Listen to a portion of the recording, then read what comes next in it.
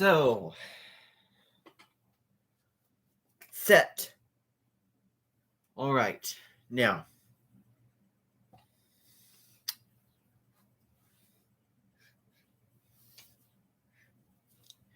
okay.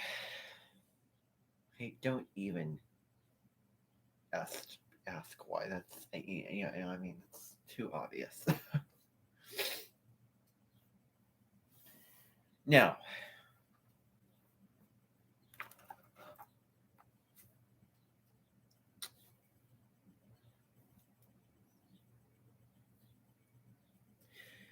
okay, so let me just find what we're going to be looking at today. If I can just X out of certain tabs.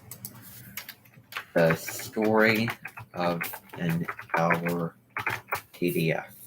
Let's just see here, and gorgeous. Okay.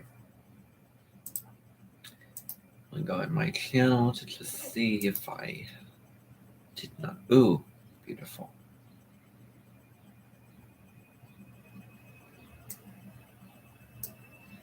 Now, before we get into it,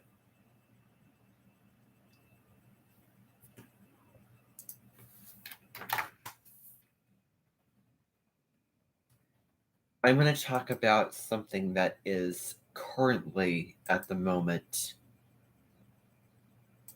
kind of irritating.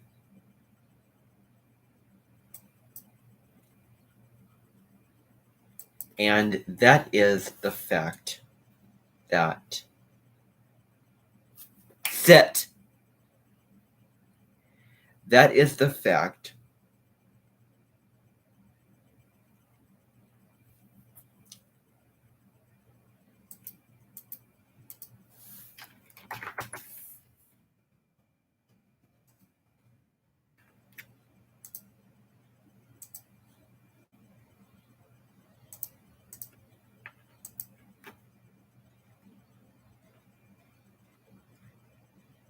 right now he was choosing to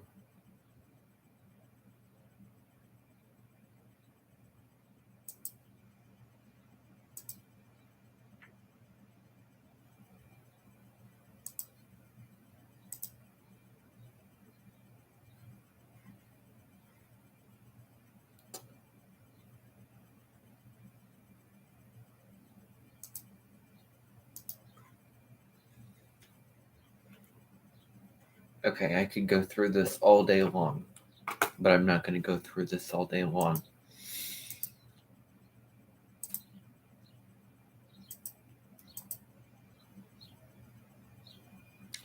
Alrighty. Now,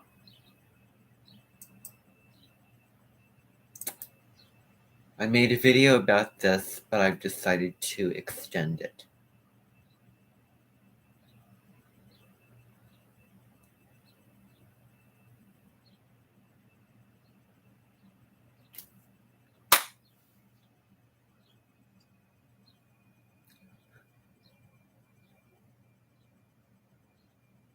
You know what? Let's just move on. I'm sure that it'll come up again and I'll want to talk about it.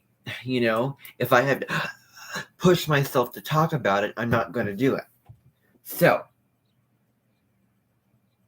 I'm going to be reading The Story of an Hour, and you're going to be seeing a lot of posts on my Facebook page about short stories and explaining, analyzing those stories. So I did one today, and I'm going to be doing another one hopefully tomorrow.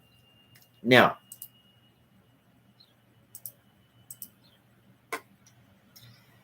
this is The Story of an Hour by Kate Chopin.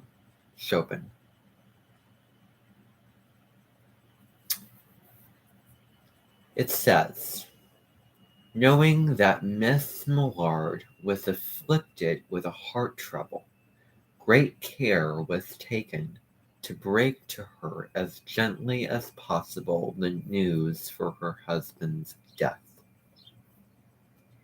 It was her sister Josephine who told her, in broken sentences, veiled hints that revealed in half concealing. Her husband's friend Richards was there too, near her. It was he who had been in the newspaper office when intelligence of the railroad disaster was received, with Brentley Millard's name leading the list of killed. He had only taken the time to assure himself of its truth by a second telegram, and had hastened to forestall any less careful, less tender friend in bearing the sad message.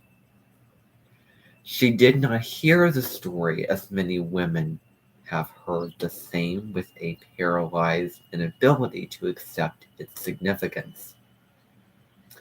She wept at once, with sudden, wild abandonment, in her sister's arms. When the storm of grief had spent itself, she went away to her room alone. She would have no one to follow her. There stood, facing the open window, a comfortable, roomy armchair. Into this she sank, pressed down by a physical exhaustion that haunted her body and seemed to reach into her soul. She could see in the open square before her house the tops of trees that were all aquiver with the new spring life. The delicious breath of rain was in the air. In the street below, a peddler was crying his wares. The notes of a distant song which someone was singing reached her faintly, and countless sparrows were twittering in the eaves. There were patches of blue sky showing here and there through the clouds that had met and piled one above the other in the west facing her window. She sat with her head thrown back upon the cushion of the chair, quite motionless except when a sob came up into her throat and shook her, as a child who has cried itself to sleep continues to sob in its dreams. She was young, with a fair, calm face, whose lines bespoke repression and even a certain strength. But now there was a dull stare in her eyes, whose gaze was fixed away off yonder on one of those patches of blue sky. It was not a glance of reflection, but rather indicated a suspension of intelligent thought. There was something coming to her, and she was waiting for it, fearfully. What was it? She did not know it. It was too subtle and elusive to name. But she felt it, creeping out of the sky, reaching toward her through the sounds, the scents, the color that filled the air. Now her bosom rose and fell tumultuously. She was beginning to recognize this thing that was approaching to possess her, and she was striving to beat it back with her will, as powerless as her two white slender hands would have been. When she abandoned herself, a little whispered word escaped her slightly parted lips. She said it over and over under her breath. Free, free, free. The vacant stare and the look of terror that had followed it went from her eyes. They stayed keen and bright. Her pulses beat fast, and the coursing blood warmed and relaxed every inch of her body. She did not stop to ask if it were or were not a monstrous joy that held her. A clear and exalted perception enabled her to dismiss the suggestion as trivial. She knew that she would weep again, and when she saw the kind, tender hands folded in death, the face that had never looked save with love upon her, fixed and gray and dead. But she saw beyond that bitter moment a long procession of years to come that would belong to her absolutely. And she opened and spread her arms out to them in welcome.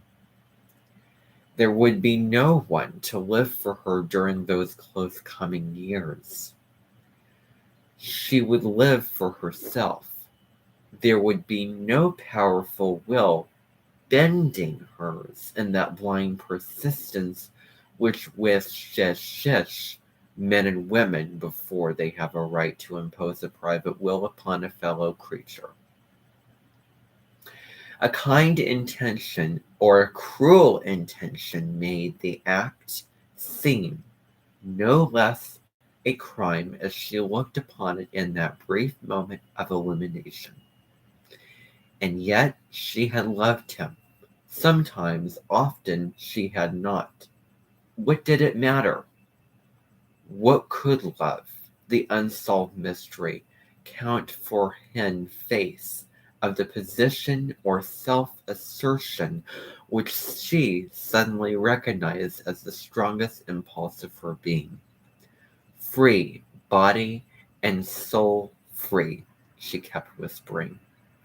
Josephine was kneeling before the closed door with her lips to the keyhole, imploring for admission. Louise, open the door, I beg, open the door, you will make yourself ill. What are you doing, Louise? For heaven's sake, open the door. Go away. I'm not making myself ill. No, she was drinking in a very elixir of life through that open window.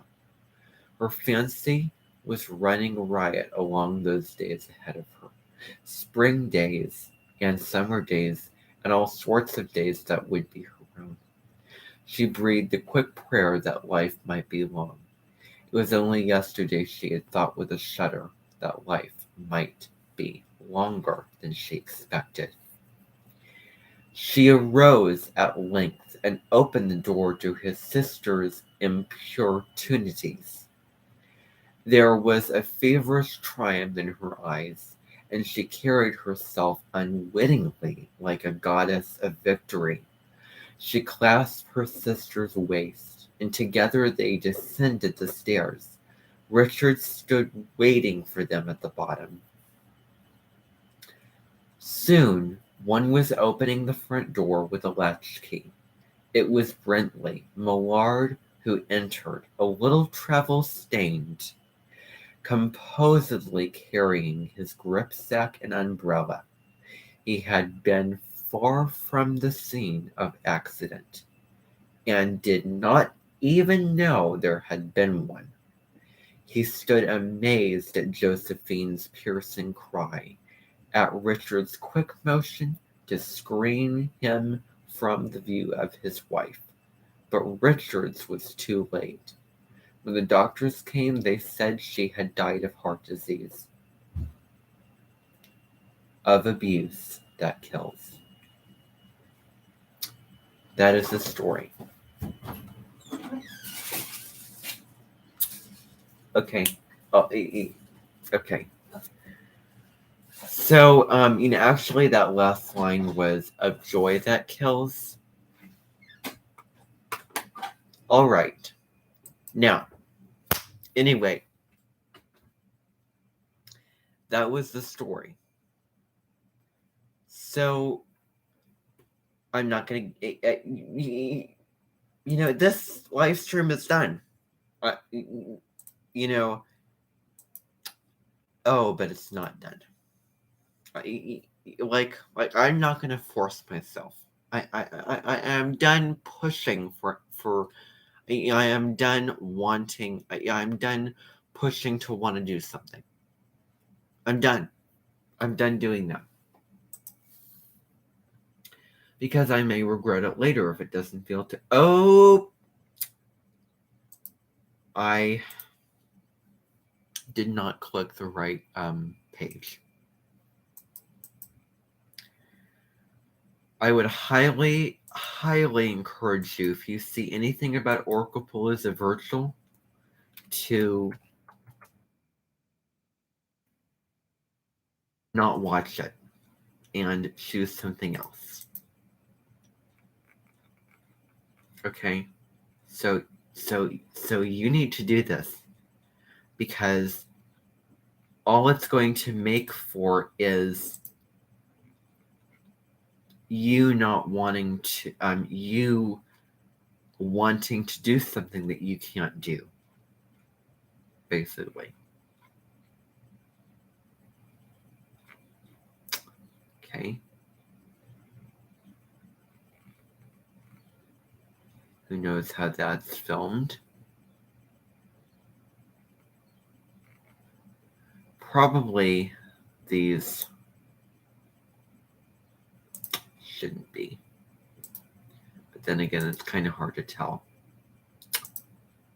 Not interested.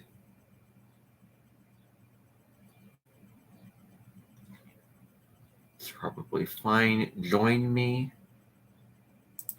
No, don't recommend that channel.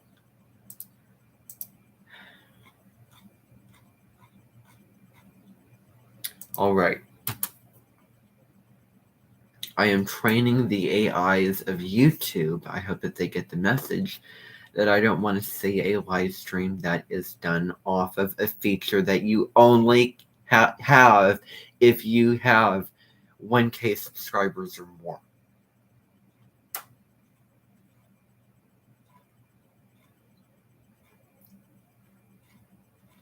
So that's why I'm going through these channels and removing certain channels. This one's probably a phone one too. Okay. Now, what was I going to do? Oh, yes. Maybe in the future, courses should be on, like, Facebook groups. It would be really, really neat if they had Facebook groups, because there's so many Facebook groups. All right. So you'll see some posts up there. You'll definitely see some upcoming posts having to do with music and literature. Just fair warning. So, courses. Okay, here we go. Kind of wish this was off of Facebook. Honestly, because I am on Facebook, and I honestly have to tell you, Facebook is above any kind of class page. It really is. If I was an instructor, you know what? I'd be Maverick. I'd set up my own Facebook group and do it that way.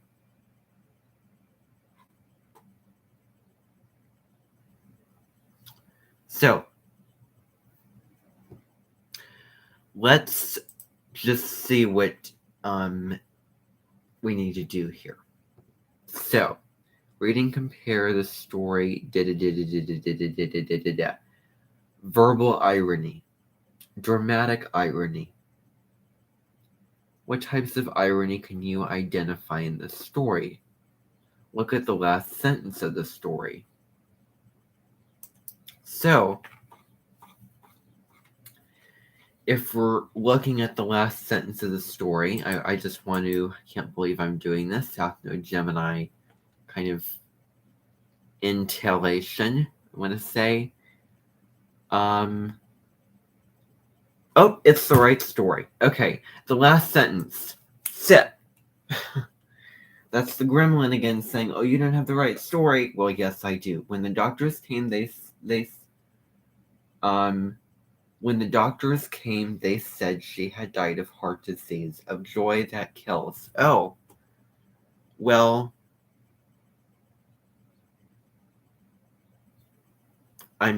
that's pretty obvious, right? Joy does not kill.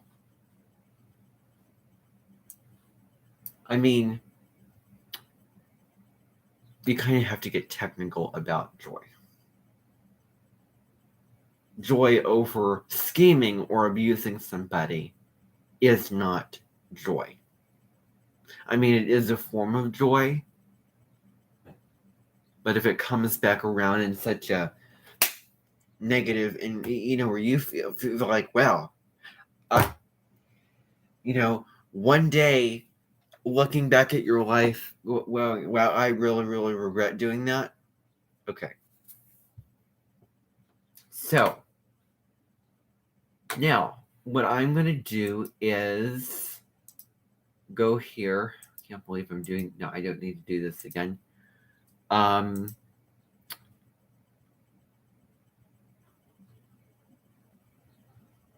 Yeah.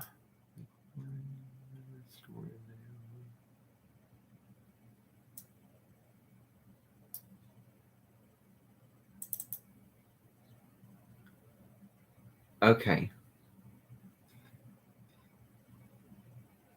Knowing that, please... Okay, go to the last line of the story. I just want to see if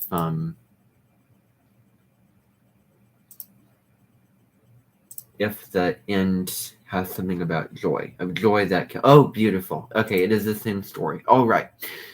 So, obviously there is some irony in that last sentence. Of joy that kills. Oh, again, I'm not going to force myself to do anything I don't want to do. So, that is all for now. Thank you so much for joining me. Bye for now.